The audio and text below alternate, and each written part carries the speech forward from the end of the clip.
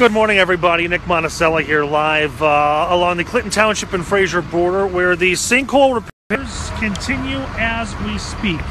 Now, there have been some significant changes and, most importantly, some great progress as the work here continues. You can see by this live video that the home is still there.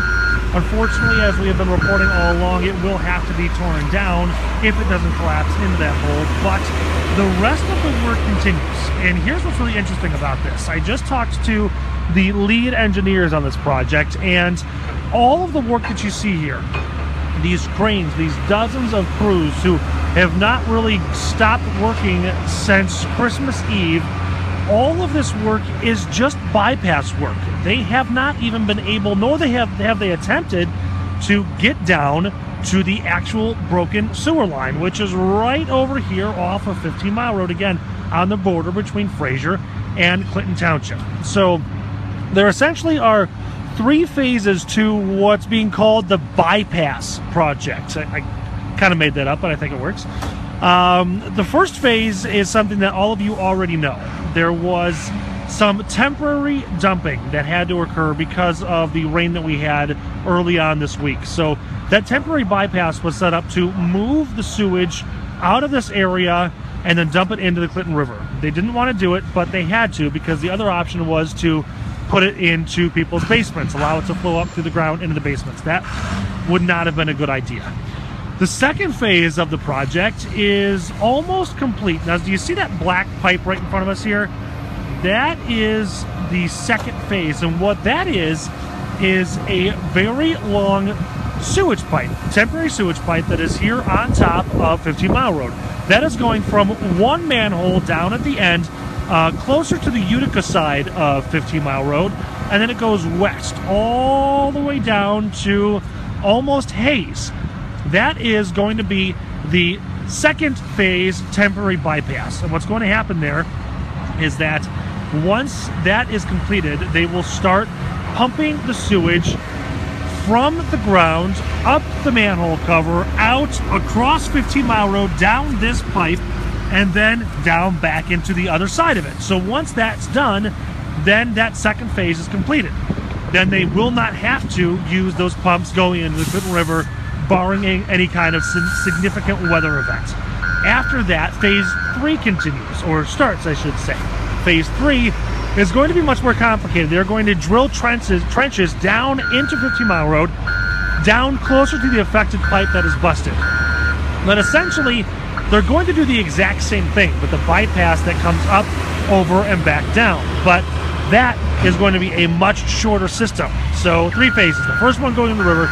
The second one was this very long pipe along 15 Mile Road. And then the third one will be a much shorter bypass, much closer to the actual break in the sewer line itself. Again, that sewer line is 45 feet underground. It is 11 feet in diameter. It is a huge line. So what else is going on here? Well, a very important project is happening outside of the bypass. I'm going to walk you over there so you can take a look at it right now. So, you see that green, I guess I'm going to call it an auger. I'm not a construction guy. I'm not an engineer. I have no idea. But anyway, that green drill right there, that is creating what's known as a dewatering well. So you can see it right there. They are digging deep, deep down underneath 15 Mile Road, and you can see all the water that they're creating. There is another one on that side of things. What's happening here is they have run into groundwater that is underneath here of 15 Mile Road, and the engineers say that that groundwater is surrounding that sewer pipe that they need access to.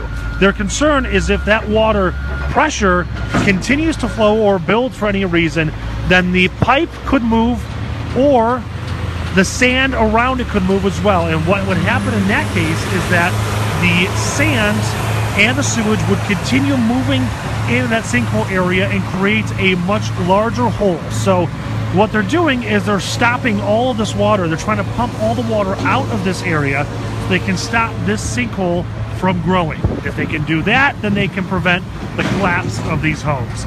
I know it's quite a lengthy and extensive explanation, but it's really interesting stuff when you talk to the engineers. And by the way, the crews that have been working out here, a lot of credit should go towards them. These crews have been on site working 24/7 since Christmas Eve. And when we talk about crews, we're talking about DTE, Consumers Energy, Comcast, WOW, AT&T, Mercino, AEW. The list continues. There are so many different contractors out here that have all of this work to do. All the utilities have been essentially restored. They're working on some gas and water lines over behind Eberline to get those homes back into, or to get those folks back into their home, and then they'll have a better opportunity of getting in faster than January 9th, if that at all is possible. So that's the update here. We continue to have that live streaming camera on top of the Green Lantern showing you all the activity here. You can check in to see what's going on there. In the meantime, we'll have live updates for you on Local 4 News at 5 and 6 p.m. today.